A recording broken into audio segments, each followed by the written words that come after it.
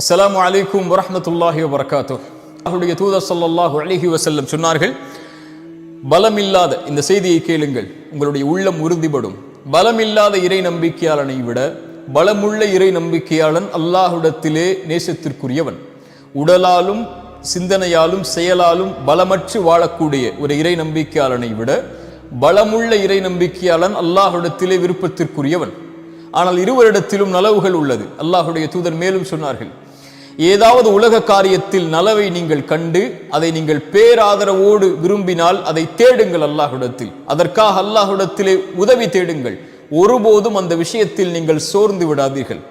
மேலும் சொன்னார்கள், ஏதாவது ஒன்று உலக வாழ்வில் உங்களை கடந்தால் நடந்தால், இதால் நடந்தது, அதால் நடந்தது, இதனால் நடந்தது, அதால் நடந்தது என்றெல்லாம் கூறிக்கொள்ளாதீர்கள். ஏதாவது உலக வாழ்வில் நடந்து விட்டால் அல்லாஹுடைய தூதருடைய இந்த மந்திர சொல்லை மனதில் வையுங்கள். ஏதாவது உங்களுடைய வாழ்வில் நடந்தால் சொல்லுங்கள், கத்தர் அல்லாஹு வமா ஷாஅ ஃபஅல், அல்லாஹுடைய நாட்டத்தை கொண்டு மட்டும்தான் நடந்திருக்கிறது என்று, அல்லாஹ் நாடியது நடந்திருக்கிறது என்று. ஒருபோதும் உங்களுடைய சிந்தனையில் ஷைத்தான் இந்த வாசலை திறப்பதற்கு நீங்கள் காரணமாகி விடாதீர்கள் என்று அல்லாஹுடைய தூதர் ஸல்லல்லாஹு அலைஹி வஸல்லம் அவர்கள் சொன்னார்கள். இந்த ஹதீஸை எப்படி இந்த நேரத்தில் விவரிப்பது? சுருக்கமாக சொல்கிறேன்.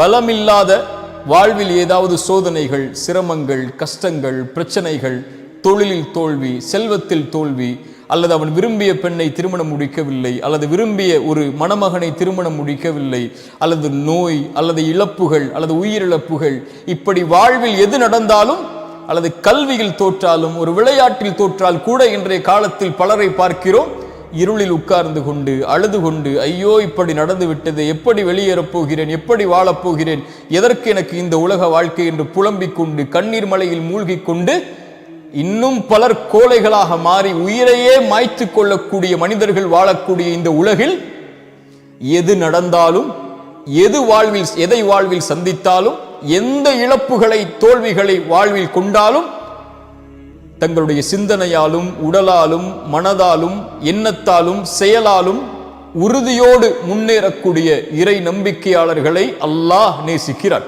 சுப்ஹானல்லாஹ். தங்களுடைய வாழ்வில் அவர்கள் எதையும் பார்ப்பார்கள், நோயை பார்ப்பார்கள், செல்வத்தின் இழப்பை பார்ப்பார்கள், விரும்பியது நடக்காததை பார்ப்பார்கள், தொழிலில் தோல்வியை பார்ப்பார்கள்.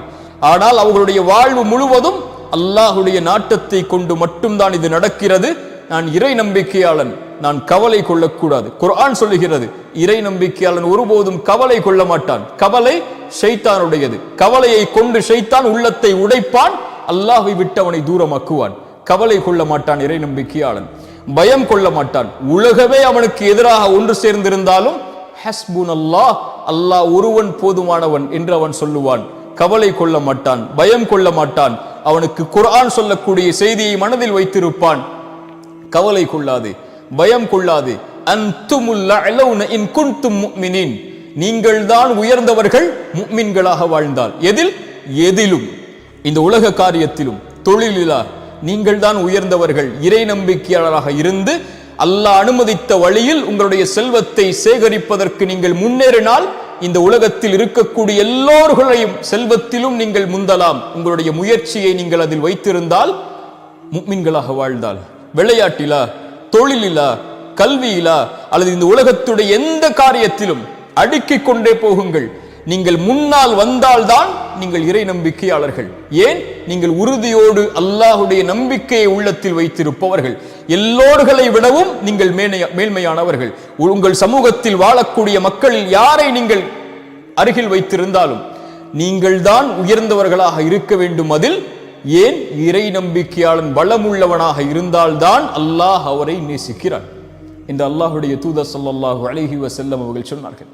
வாழ்வில் எதை சந்தித்தாலும், அது இனிமையோடு இருந்தாலும், கவலையோடு இருந்தாலும், நோயோடு இருந்தாலும், சுகத்தோடு இருந்தாலும், தோல்வியோடு இருந்தாலும், வெற்றியோடு இருந்தாலும், அல்லது தோல்விகளையே வாழ்வில் கண்டு கொண்டிருந்தாலும், வாழ்வு முழுவதும் இருளானாலும், பிரச்சனைகளால் வாழ்வு இனிமேல் வெளியேறுவதற்கு வழி தெரியாத அளவிற்கு மூடப்பட்டாலும், உயிர் மூச்சு அடுத்த நிமிடத்தில் உங்களோடு இருந்தால் அல்லாஹ் உங்களுக்கு இன்னும் வாய்ப்பை கொடுத்திருக்கிறான். முன்னேறுங்கள். எதையும் வாழ்வில் ஜெயித்து விடலாம்.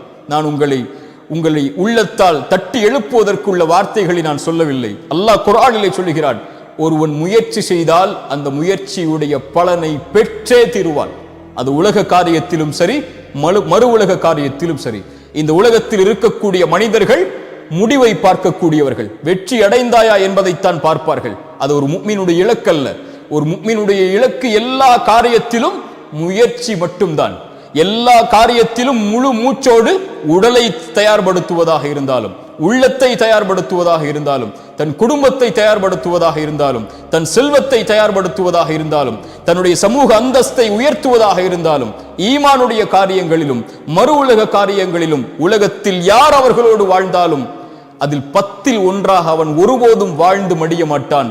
உலக வாழ்வில் இருந்து அவன் கண்ணை மூடும் போது எல்லோர்களை விடவும் அல்லாஹ்விடத்தில் நான் மேன்மையானவனாக, இறை நம்பிக்கை கொண்ட பலமான உறுதியோடு வாழக்கூடிய, அல்லாஹுடைய கதரை உள்ளத்தாலும் உடலாலும் மனதாலும் ஏற்று வாழக்கூடிய இறை நம்பிக்கையாளனாகத்தான் அவன் வாழ்ந்து மறைவான் என்று இருக்கக்கூடிய இறை நம்பிக்கையாளர்களை அல்லாஹ் நேசிக்கிறான். சுப்ஹானல்லாஹ்.